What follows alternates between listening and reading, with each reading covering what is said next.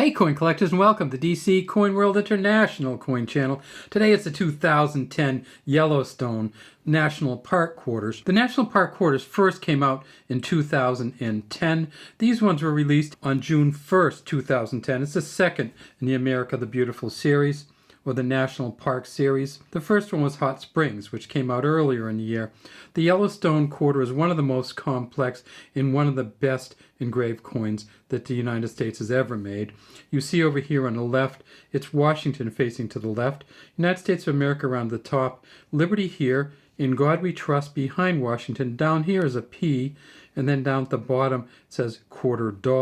If we tip it up just a little bit, we see there's a J and an F, and that's another change from 2010. For the State Quarter series from 1999 to 2009, they also had a WC on here, John Flanagan and William Cousins. When they came out with the National Park or America the Beautiful Quarters, they took the WC off of there.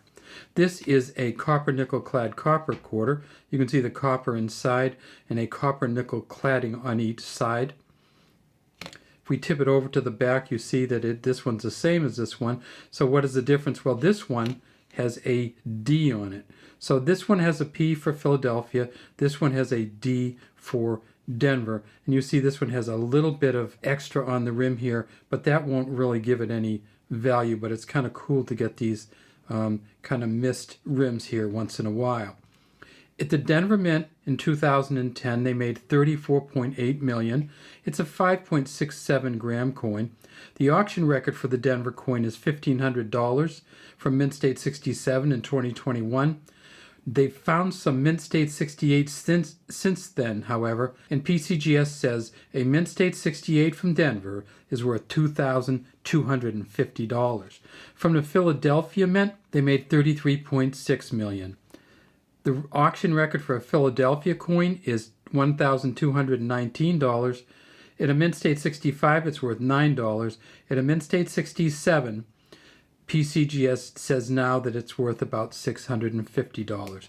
If we look at the back of this coin, we see just how spectacular it is. And we see that there's a bison here. There is Old Faithful or Geyser going off in the background. You can see the mountains. You can also see another bison back here on the other side of the geyser. You see that the grass and just a beautiful bison. And then right over here you see a D and an E. And that's for Don Everhart. And he was the engraver of the back of this coin. So John Flanagan on the front, Don Everhart on the back. It says Yellowstone at the top, Wyoming over here. And that every one of the America the Beautiful series coins has the name of the park or place and then the state on the left side. And then over on the right side you see it says E Pluribus Unum. And down here it says 2010. They also made these coins at the San Francisco Mint. And the San Francisco Mint, they're all going to be in proof sets.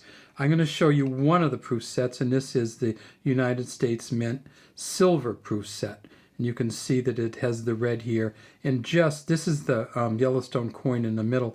These are all going to be deep cameo proofs, and you can see they have this different textured texture to the Washington on the front, almost a sandpaperish looking. Down here we see the S, which will be the difference.